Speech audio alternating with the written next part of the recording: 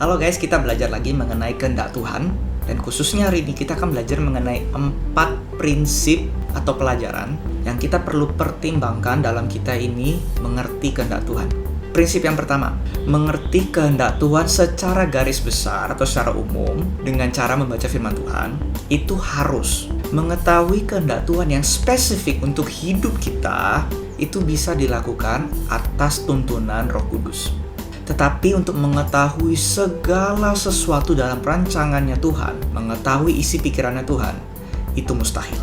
Ayatnya ada di Yesaya 55 ayat 9. Seperti tingginya langit dari bumi, demikianlah tingginya jalanku dari jalanmu, dan rancanganku dari rancanganmu. Intisari ayat ini mengajarkan kalau apapun yang kita coba lakukan, percuma karena kita nggak mungkin bisa mengerti kehendak Tuhan, atau lebih tepatnya rencana Tuhan secara keseluruhan dengan detail, dengan lengkap, step by step, dari awal sampai akhir tidak akan kita bisa mengerti.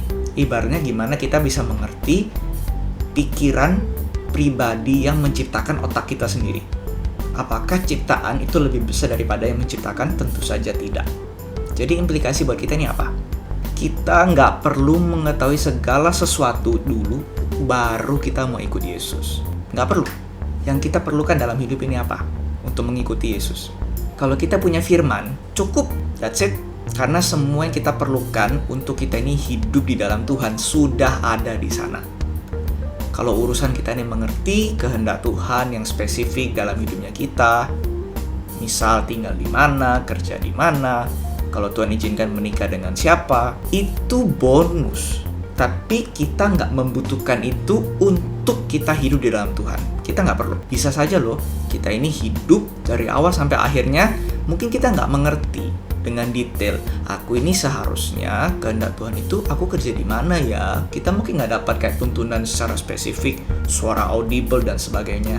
Tetapi kita tetap bisa hidup di dalam Tuhan. Kenapa? Karena kita ini punya firman Tuhan. Kita nggak perlu dapat kehendak Tuhan yang spesifik agar kita tahu kita mesti mengampuni, agar kita ini tahu kita harusnya kita ini datang ke Tuhan, kita bersyukur, kita hanya perlu firman untuk itu. Tapi untuk kita ini mengerti dalam level kenapa kok aku mengalami sengsara ini, kenapa kok malapetaka ini terjadi di keluargaku, kenapa kok aku banyak mengalami hal-hal yang tidak enak.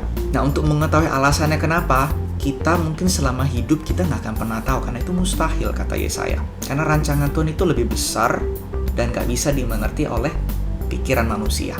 Yang bisa kita mengerti adalah bagaimana kita hidup di dalam Tuhan. Dan kalau syukur-syukur puji Tuhan, Tuhan kasih tuntunan puji Tuhan. Jadi kalau hari ini kita ingin ikut Tuhan, pegang firman Tuhan, hidup dengan apa yang kita tahu, firman Tuhan katakan itu cukup. Sisanya biarkan Roh Kudus yang kerjakan bagiannya. Jika dia mau berbicara, dia mau menuntun kita untuk kita ini mengerti kehendak Tuhan yang spesifik atas hidup kita, bisa. Tapi yang paling penting, peganglah firman. Prinsip yang kedua, jika kita ini beneran serius dalam sebuah perjalanan, kita ingin mengerti apa itu kehendak Tuhan, firman mengatakan kita pasti akan mengerti dan punya kemampuan untuk melihat, to discern apakah ini kehendak Tuhan apa enggak. Di Yohanes 7 ayat 17, barang siapa mau melakukan kehendaknya, ia akan tahu entah ajaranku ini berasal dari Allah, entah aku berkata-kata dari diriku sendiri. Ini konteksnya Yesus ngomong ke orang-orang saat itu, karena diragukan apakah ini beneran Yesus katakan ini dari Tuhan, atau beneran ini cuma dari dirinya sendiri aja sebagai manusia. Ini mungkin seperti janji Tuhan yang bilang kalau kita ini beneran serius ingin mengerti apa yang menjadi kehendak Tuhan, seakan-akan Tuhan itu kasih janji kalau Tuhan akan membuat kita ini mengerti apakah ini beneran kehendak Tuhan atau enggak. Tuhan akan kasih pengertian, caranya bagaimana dan feelingnya nanti kayak gimana, jujur aku nggak tahu. Tapi sama seperti janji firman Tuhan lainnya yang mengatakan kalau barang siapa yang haus akan kebenaran, ia akan dipuaskan. Juga ada ayat firman yang bilang barang siapa mengetuk, pintu akan dibukakan. Ini nggak ngomong cari berkat only, tapi ini ngomong soal apa? Juga mencari tahu kebenaran. Pintu akan dibukakan, pengertian akan diberikan. Sama seperti Salomo meminta hikmat, Tuhan kasih loh. Jadi sebagai orang percaya kita bisa minta janji ini. Kalau kita benar-benar serius mengerti hatinya Tuhan, Tuhan akan izinkan kita mengerti apa yang menjadi kebenaran. Berarti kita harus tinggalkan semua asumsi, semua pemikiran kita yang lama. Kita harus buka hati, buka diri. Kalau ternyata kehendak Tuhan itu berbeda dengan apa yang kita anggap benar. Apa yang kita dulu anggap itu benar, itu kehendak Allah, itu firman, ternyata itu salah di mata Tuhan. Kita harus terbuka. Itu aja sih. Prinsip yang ketiga, ada 3 level prioritas yang mesti kita dahulukan.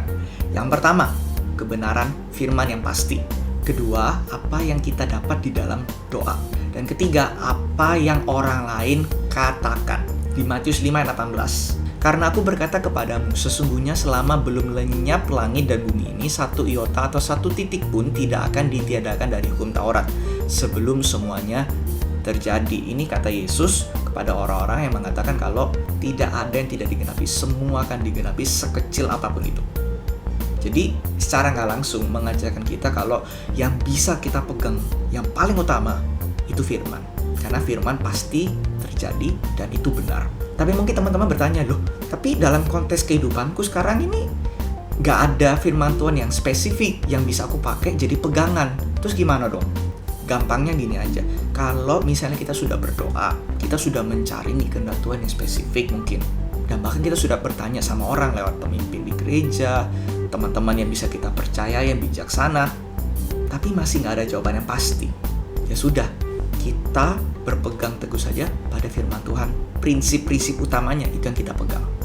Karena serumit apapun ya masalahnya kita, keluarga, pasangan hidup, pekerjaan, studi, pelayanan, secara umum, secara umum prinsip-prinsip utama itu semua sudah dibagikan di dalam firman Tuhan. Karena ketika suara Tuhan seakan-akan diam, tidak menuntun secara spesifik, disitulah waktunya kita itu berjalan di dalam hikmat Tuhan, dalam pertimbangan yang matang. Dan juga yang paling penting, pakailah kebenaran firman yang kita tahu. Beranilah melangkah. Karena sorry to say, nggak selamanya Tuhan akan kasih tahu pekerjaan mana yang akan kita harus ambil. Nggak selamanya Tuhan akan bilang kamu harus married dengan orang A atau orang B.